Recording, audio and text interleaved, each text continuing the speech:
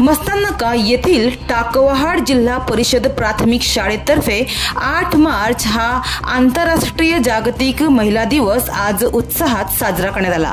या शाळेच्या शिक्षिका सुवर्णा देशमुख आणि अंगणवाडी कार्यकर्त्या सुरेखा रावते यांनी गावातील महिलांचा शाल व पुष्पगुच्छ देऊन सन्मान केला। जागतिक महिला दिन म्हणजे स्त्रीच्या संघर्षाला, कर्तृत्वाला आणि तिच्या योगदानाला सन्मान देण्याचा दिवस।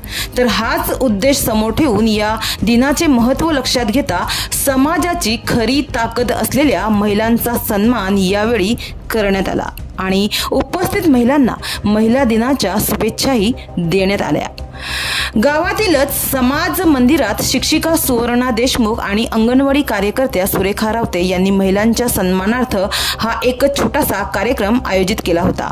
तसेच यावेळी शिक्षिका सुवर्णा देशमुख यांनी जागतिक महिला दिनाविषयी महिलांना मार्गदर्शन केले आणि त्यांना महिला दिनाच्या शुभेच्छा दिल्या।